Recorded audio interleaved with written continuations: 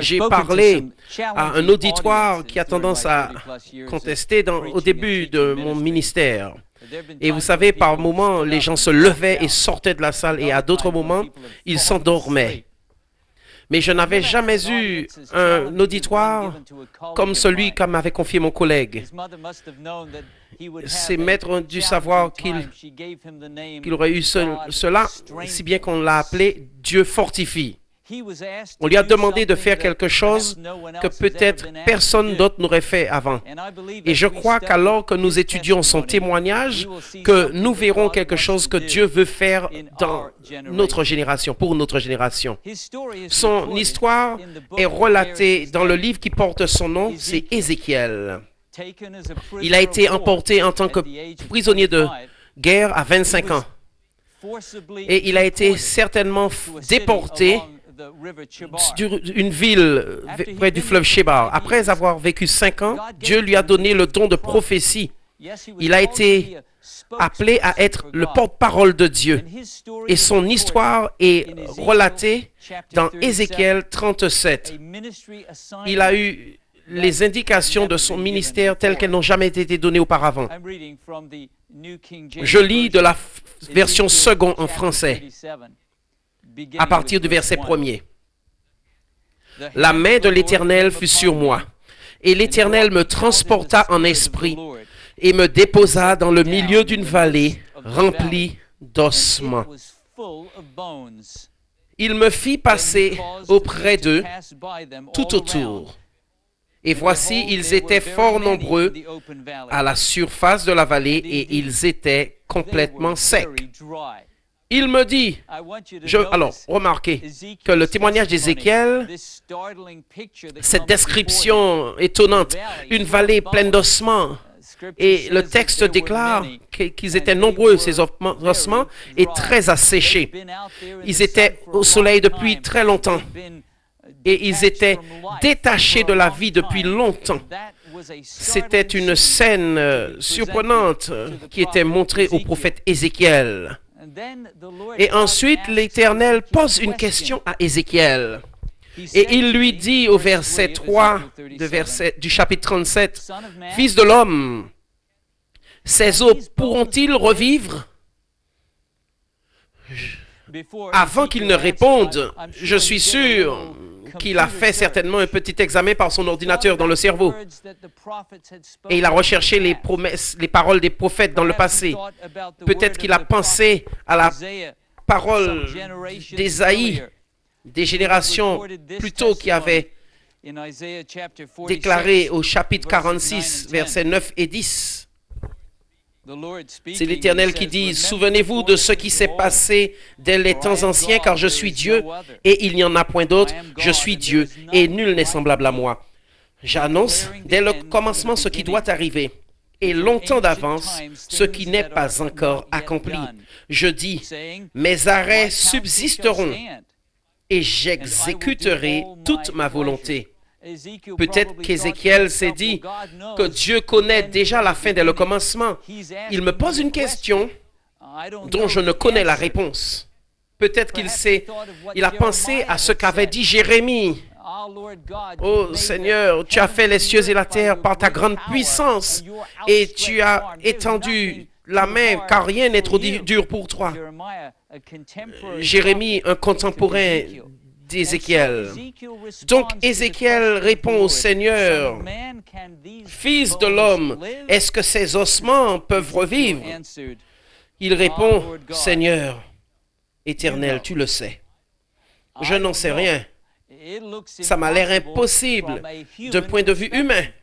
Mais peut-être tu sais quelque chose que j'ignore. Et certainement, rien n'est trop dur pour toi. Tu sais, Seigneur Dieu. » Et ensuite, au verset 4 d'Ézéchiel 37, l'Éternel parle au prophète Ézéchiel et lui dit, et il lui donne une tâche particulière, remarquable. Prophétise sur ces os et dis-leur, ossements desséchés, écoutez la parole de l'Éternel. Vous pensez que prêcher aux autres qui s'endorment, c'est difficile. On demande à Ézéchiel de prêcher à une vallée d'ossements desséchés.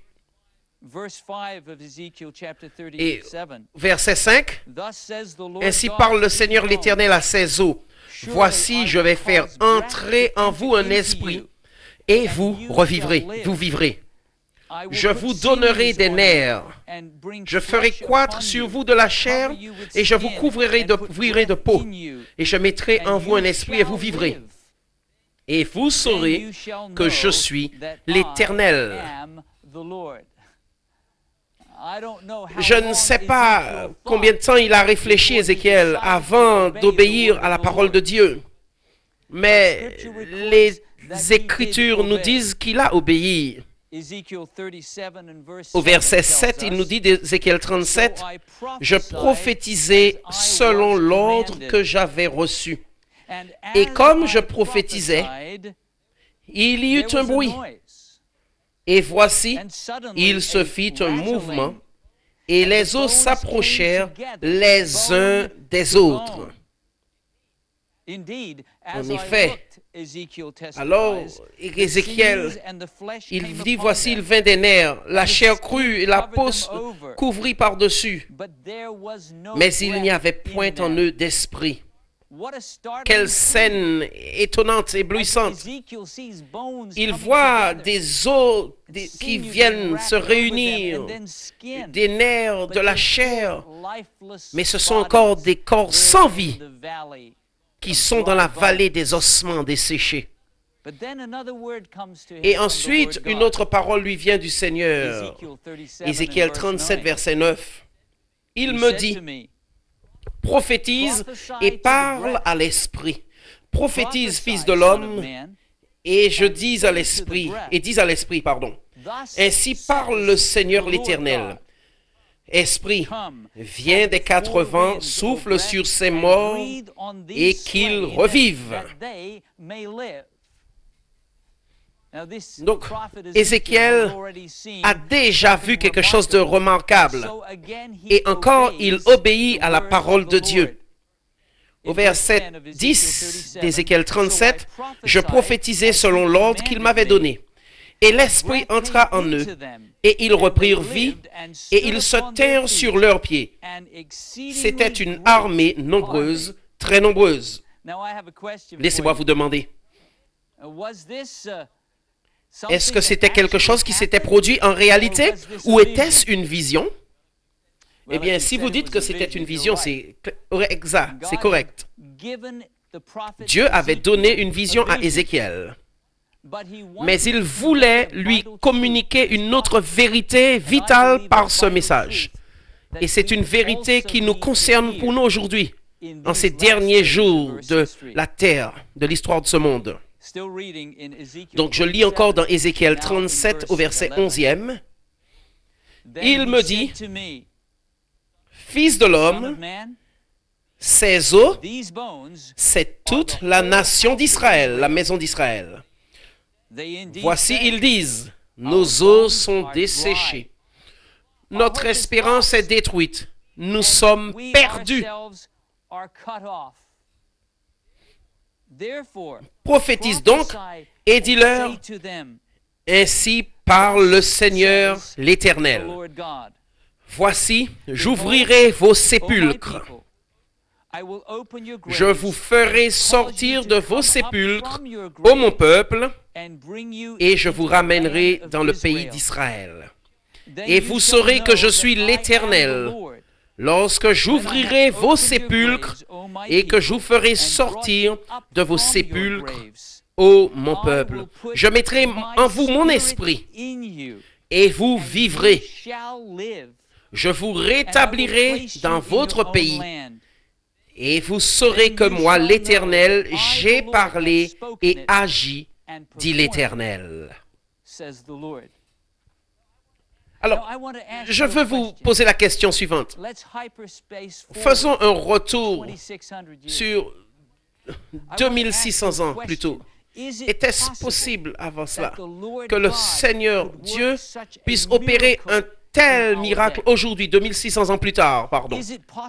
Est-il possible que l'Esprit de Dieu descende sur des hommes et des femmes et les inspire à proclamer les vérités de la parole de Dieu, pour parler dans une condition impossible et pour susciter un réveil, une vie nouvelle, de la vitalité spirituelle face à ce qui ressemble à une vallée d'ossements desséchés? Eh bien, je crois qu'en réalité, c'est possible. Je crois en fait que c'est exactement ce que Dieu veut faire pour notre génération. Et les sceptiques qui sont présents diront, oh, c'est impossible, regardez le nombre d'ossements desséchés. Et puis regardez, ils sont bien desséchés. Dieu ne pourra rien faire en matière de réveil aujourd'hui, mais je crois en la parole de Dieu. Je crois que tout comme Ézéchiel a obéi et a vu Dieu agir de manière miraculeuse, si nous pouvions obéir, nous verrions les mêmes miracles de l'Esprit de Dieu à notre époque. J'ai eu le privilège d'attester, d'être témoin de grands réveils dans des églises dont j'ai été pasteur, où j'ai été pasteur, pardon. J'ai vu l'Esprit de Dieu apporter le réveil. Cela a commencé par un petit groupe d'individus qui avaient ressenti l'appel de Dieu à prier. Vous savez qu'il y a de grandes églises où il n'y a pas de moment organisé pour la prière. Vous savez pourquoi? Parce qu'il n'y a rien qui survient. Mais l'Éternel dit, appelez-moi et j'exaucerai. Et je vais vous montrer des grandes choses merveilleuses que vous ignorez. Et ce petit groupe s'est rassemblé et ils ont commencé à prier. Parfois, c'était une poignée d'individus. Et ensuite, Dieu entendit leurs prières. L'opération prière globale est arrivée où il fallait prier pour 40 jours.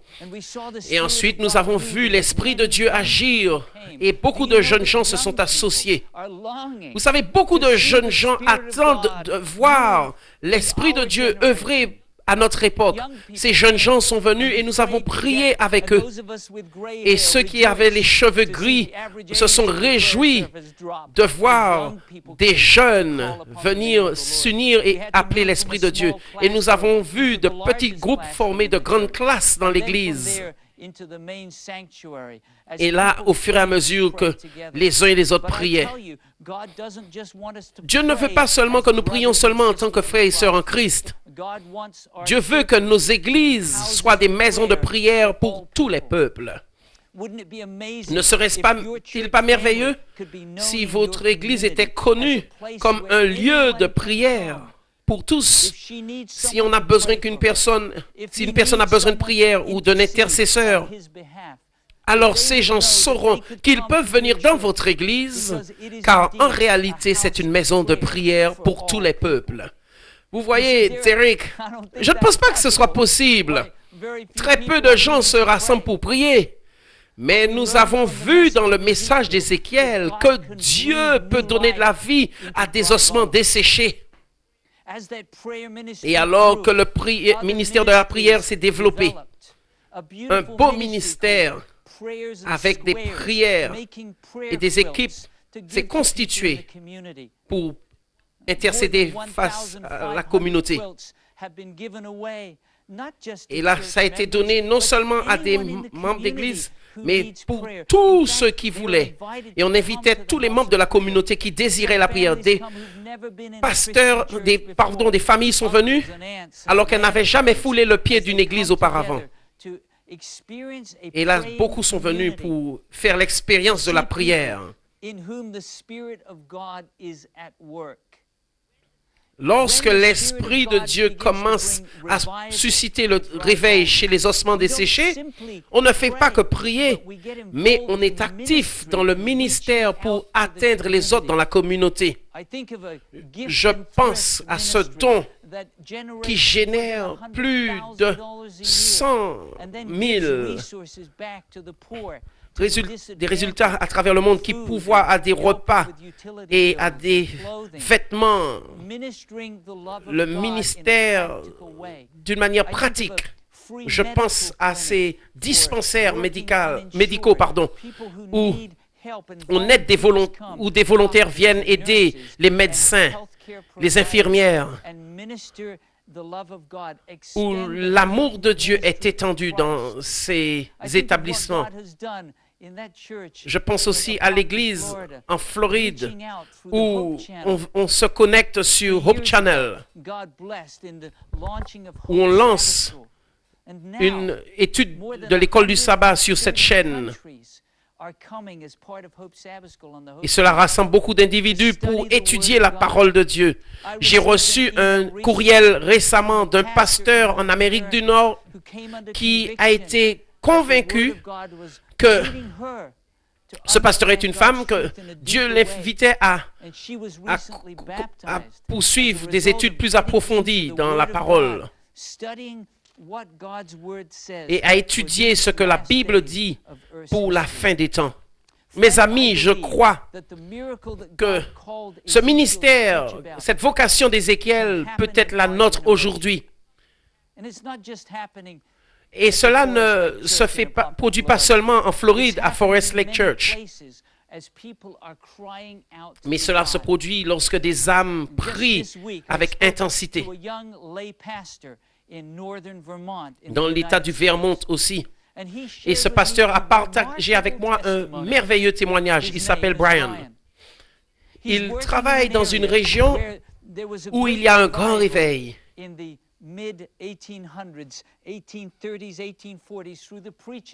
Par la prédication de William Miller, c'est dans le passé. Et là, il y a eu un grand réveil qui a commencé dans l'église adventiste de cette communauté et qui s'était étendu aux autres églises chrétiennes dans la région du nord du Vermont. Et récemment, des chrétiens de cette région ont commencé à prier de nouveau pour dire « Seigneur, donne-nous un réveil pour ta gloire ».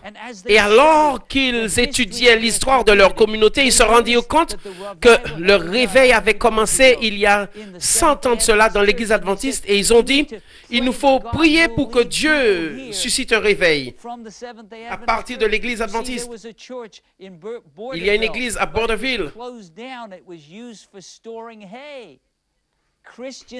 Donc, les chrétiens ont commencé à prier davantage. Et là, Dieu envoya un jeune prédicateur du nom de Brian, rempli du Saint-Esprit. Parce que le réveil avait commencé par une vie. Et Brian a commencé à prêcher la parole avec assurance. L'église était ouverte de nouveau parce qu'il y avait la prière et c'était un exaucement à leur prière. Et Dieu avait envoyé ce jeune prédicateur pour prêcher. Et alors, comme l'hiver est arrivé, il n'y avait pas de chauffage en dedans. Brian a dû se déplacer vers une autre communauté où là, le pasteur lui a ouvert les portes joyeusement chaque sabbat. Il lui a dit seulement, tu devras t'assurer des charges, c'est tout. Et en fait, quelque chose de merveilleux s'est produit. Des gens ont commencé à arriver et à étudier la parole de Dieu, si bien que le pasteur a demandé s'il pouvait étudier davantage sur la parole de Dieu. Et il a partagé avec eux, Brian. Mes amis, cela peut arriver à notre époque. En fait, cela doit arriver à notre époque. Et je crois que Dieu va susciter des jeunes, des moins jeunes, des hommes et des femmes pour proclamer avec assurance la parole de Dieu et être obéissants à la parole de Dieu, même dans des situations impossibles. Vous dites, Pasteur Derek, si c'est vrai, comment pouvons-nous commencer? Que devrions-nous faire pour voir un réveil se produire dans nos communautés? Pour qu'il soit une bénédiction à ceux qui nous entourent, pour ceux qui nous entourent. J'aimerais partager avec vous la prière, la pratique et une promesse. Peut-être que vous voulez prendre un bout de papier et énumérer ces éléments, parce que je crois qu'on peut faire beaucoup afin de coopérer avec le Saint-Esprit de Dieu. pour que lorsque le réveil survienne dans notre vie et dans notre communauté. Tout d'abord, la prière. C'est une prière ancienne qui est mentionnée au psaume 143. Au psaume 143, le psalmiste parle de son grand besoin de réveil. Observons ce qu'il a dit au verset 7.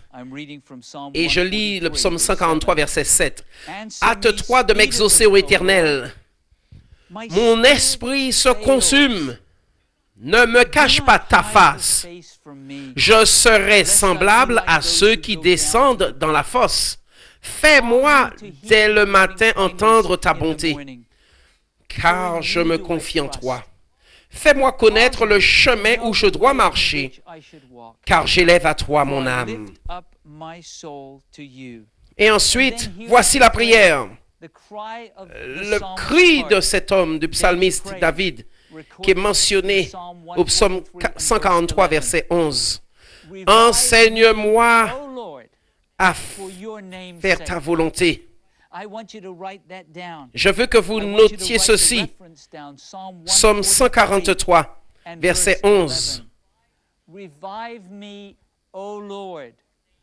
Réveille-moi, ô Seigneur, pour ton nom. Ce n'est pas pour qu'il y ait de l'honneur pour vous, mais pour notre Dieu et pour rendre honneur à son nom. Lorsque les autres verront un réveil dans votre vie, lorsque l'on verra un réveil dans votre Église, ils rendront gloire à Dieu. Donc, d'abord une prière. Seigneur, réveille-moi pour l'honneur de ton nom. Et nous, en tant que communauté, pouvons dire, réveille-nous, Seigneur, pour la gloire de ton nom. Une prière. Ensuite, une mise en pratique. J'aimerais vous inviter à considérer l'un de mes meilleurs livres préférés sur la vie de Jésus, le livre Jésus-Christ, page 83 en anglais. Une pratique qui, selon moi, nous aidera à être au bon endroit lorsque surviendra le réveil et qui sera une bénédiction pour nous et pour ceux qui seront autour de nous. Il serait bien que nous passions à réfléchir chaque jour dans la prière à la vie de Christ. Nous devrions la considérer point par point et faire en sorte que l'imagination puisse saisir chaque scène. Il y a une pratique qui consiste à méditer chaque heure, à rester dans la contemplation de la vie de Christ. Vous savez, ce n'est pas quelque chose qui demande beaucoup d'imagination, mais c'est réfléchir, penser à la parole de Dieu, méditer dessus. La vie de Jésus est bien décrite dans les évangiles, dans l'évangile de Jean qui est un grand témoignage de la vie de Jésus, et dans les évangiles synoptiques Matthieu, Marc et Luc. J'enseigne un cours sur la vie et les enseignements de Jésus depuis des années. Et parfois, des jeunes gens me disent, « J'ai grandi dans un foyer chrétien, mais je n'ai jamais lu l'un des évangiles en entier. » Pourquoi ne pas prendre la décision de passer une heure à méditer dans l'un des évangiles? J'aime l'évangile de Jean, mais Matthieu, Marc et Luc sont aussi merveilleux pour leur inspiration sur Jésus. Et ne pensez pas seulement à couvrir 3 chapitres par jour ou plus. Lisez-les lentement, avec attention. Et lisez-les dans un esprit de prière comme dans le psaume 143. « Réveille-moi, ô Seigneur, pour la cause de ton nom. » Et passez une heure à méditer, à contempler la vie de Christ. Peut-être que vous allez prendre un récit tel que celui qui est mentionné dans Marc 10. Et peut-être que vous allez prendre votre journal, un livre et noter dans la contemplation de la vie de Christ. Peut-être que vous avez déjà trouvé Marc 10. Et là, on va lire des versets 13 à 16. Et nous allons lire ce témoignage inspiré. On lui amena des petits-enfants afin qu'il les touchât. Mais les disciples reprirent ce qui les amenait. Jésus, voyant cela, fut indigné et leur dit, « Laissez venir à moi les petits-enfants et ne les en empêchez pas, car le royaume de Dieu est pour ceux qui leur ressemblent. Je vous le dis en vérité, quiconque ne recevra pas le royaume de Dieu comme un petit enfant n'y entrera point. » Puis il les prit dans ses bras et les bénit en leur imposant les mains. Quel merveilleux récit, quel regard sur la vie de Jésus. Peut-être qu'alors que vous contemplez ce récit, que vous êtes en train de vous dire, je ne voudrais pas être comme ces disciples égarés. Je ne voudrais pas éloigner les autres de Jésus. Ô Seigneur, pardonne-moi, purifie-moi de mes péchés. Remplis-moi de ton esprit pour que lorsque les autres viendront être bénis, pour être bénis par Jésus, que je puisse les accueillir et les encourager et les soutenir. Peut-être que vous lisez ce récit et que vous méditez sur la vie de Jésus et que dans ce temps, la conviction vient dans votre cœur.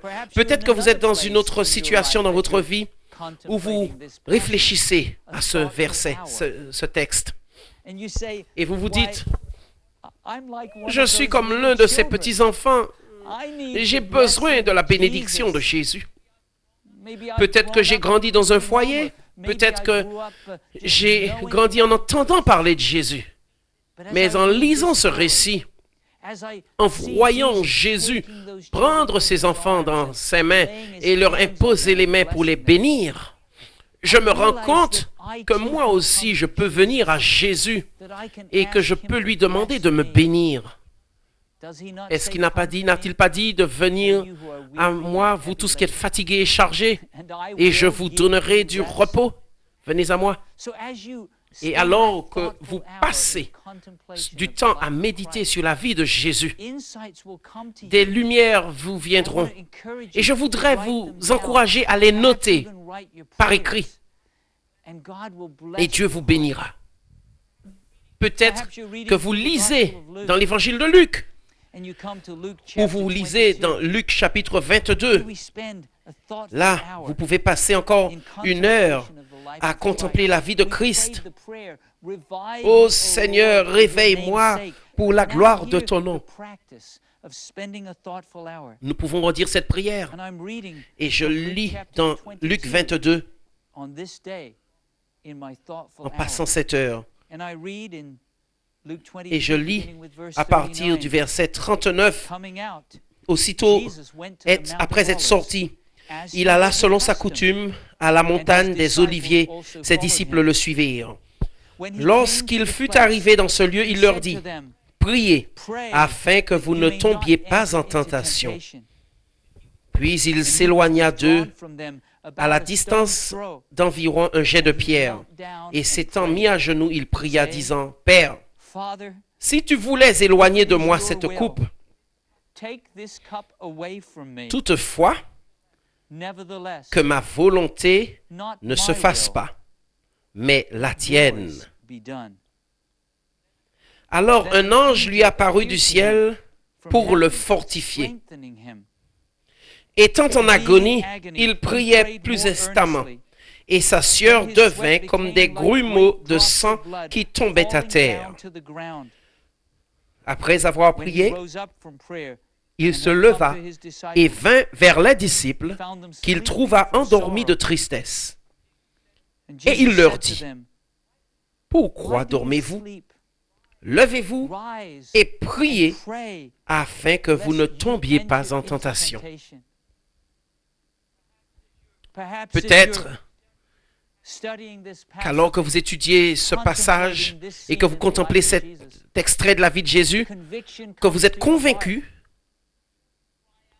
et que vous êtes en train de dire, Seigneur, je ne veux pas être endormi alors que je devrais être en train de prier. Et puis, je ne veux pas avoir mes yeux sur les problèmes de cette terre, mais plutôt avoir les yeux sur Jésus, qui est l'auteur et le consommateur de ma foi. Et si Jésus me demande de prier, je prierai. Peut-être qu'alors que vous contemplez cette scène de la vie de Jésus, vous remarquerez que cette scène sur le mont des Oliviers, il y a là comme c'était la coutume. Et la conviction viendra en vous pour vous dire que vous devez prier lorsque les choses vont bien, si bien que lorsque les grands défis se présenteront, que vous puissiez aller aussi à votre lieu de prière pour appeler comme Jésus pour dire, Seigneur, pas ma volonté, mais que ta volonté soit faite. Quelque chose de pratique vous invite dans votre maison, à la nature. Vous pouvez y aller d'une manière régulière pour communier avec le ciel. Oui, faites cette prière. Réveille-moi, Seigneur, pour la gloire de ton nom. C'est une prière inspirée au psaume 143, au verset 11. Et ensuite, la pratique. Le défi, c'est de vous inviter à avoir une heure de méditation, à contempler la vie de Jésus chaque jour. Parcourez l'un des évangiles une deuxième fois et vous verrez qu'à chaque fois, vous apprendrez quelque chose de nouveau.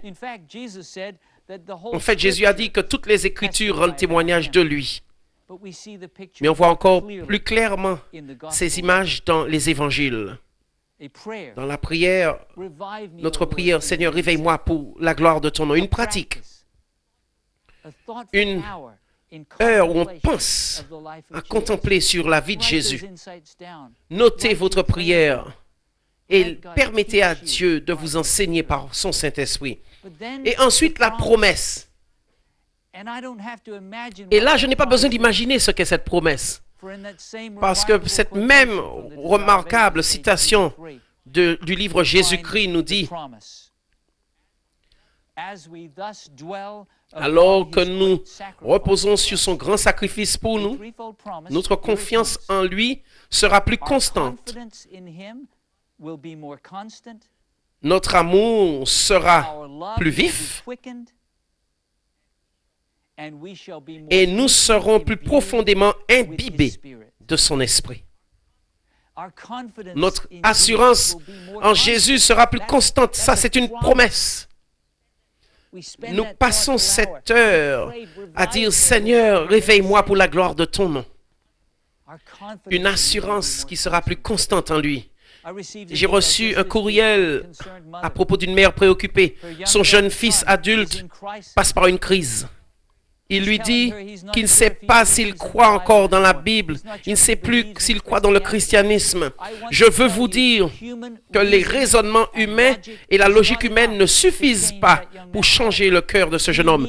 Il a besoin de connaître un réveil. Il a besoin de miracles du Saint-Esprit de Dieu. Aussi remarquable que c'était pour la vallée des ossements, je crois que c'est possible par la puissance de Dieu, par l'Esprit de Dieu, pour que notre assurance en Jésus soit plus régulière, constante. C'est une promesse. En avez-vous besoin dans votre vie? Alors, je vous lance le défi de ne pas dire seulement, Seigneur, j'ai besoin de plus de confiance en toi, mais de prononcer la prière suivante. Seigneur, réveille-moi pour la gloire de ton nom. Et de passer ce moment à méditer chaque jour, à contempler la vie de Christ. Une promesse, c'est que cette confiance en lui sera plus constante. Mais la seconde partie de cette promesse, vous vous en souvenez? Non seulement nous serons plus constants dans notre assurance, mais notre amour sera plus vif. Alors, ma question est-ce que c'est l'amour pour Dieu qui sera plus vif ou c'est l'amour pour notre prochain qui sera plus vif? Je pense que la réponse doit être les deux.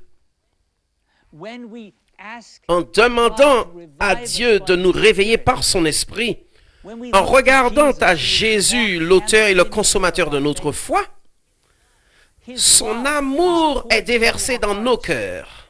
Romains 5, par le Saint-Esprit qui nous est accordé. Et d'une manière généreuse, qui est manifestée, si bien que Dieu a tant aimé le monde qu'il a donné son Fils unique, afin que quiconque croit en lui ne périsse point, mais qu'il ait la vie éternelle. Ce même amour est déversé dans vos cœurs, dans mon cœur, par le Saint-Esprit de Dieu. Notre amour est rendu plus vif par l'amour de Dieu. Mais comme nous l'avons dit dans 1 Jean, quand on aime Dieu, nous allons aussi nous aimer les uns les autres. En fait, Jésus a dit dans Jean 13, au verset 35, « Par ceci, tous sauront que vous êtes mes disciples si vous avez de l'amour les uns pour les autres. » Jésus aurait pu dire, « Par ceci, tous les hommes et les femmes sauront que vous êtes réveillés, que vous n'êtes pas seulement des ossements desséchés dans la vallée, que vous ayez la vie spirituelle et la vitalité. Par ceci, tous sauront, parce que vous avez de l'amour pour Dieu et de l'amour pour ceux qui sont autour de vous, qui vous entourent. Imaginons que l'on venait dans votre église pour dire, ça c'est une maison de prière pour tous. Et là, nous ressentons l'amour de Dieu ici, la vie. Mais c'est une promesse qui a 3 volets. Quand on prononce cette prière, « Oh Seigneur, réveille-moi pour la gloire de ton nom », quand on met en pratique, en méditant pendant 1 heure, en contemplant la vie de Jésus chaque jour, notre confiance sera plus constante, ça c'est une partie de la promesse, notre amour sera rendu plus vif et enfin, nous serons plus profondément imbibés, plus imbibés de son esprit. L'Esprit de Dieu vient lorsque nous fixons les yeux sur Jésus, l'auteur et le consommateur de notre foi. Jésus a dit que l'Esprit ne parlera pas de lui-même. Il dit que c'est lui qui remettra en nous ce qu'il nous aura enseigné. L'Esprit viendra et le réveil surviendra. Pas seulement pour vous rendre joyeux et vous donner la sensation d'être béni et d'être dans la paix. Mais Dieu veut vous utiliser. Il veut se servir de moi pour toucher le monde alors que nous nous apprêtons au retour de Jésus. Souvenez-vous de cette prière, « Réveille-moi, Seigneur ». Nous pouvons, en tant que communauté, dire, « Seigneur, réveille-nous pour la gloire de ton nom ». Dieu a une œuvre pour vous. Dieu a une œuvre pour moi. D'un point de vue humain, mes amis, c'est impossible. Les sceptiques vous diront que plus il y a...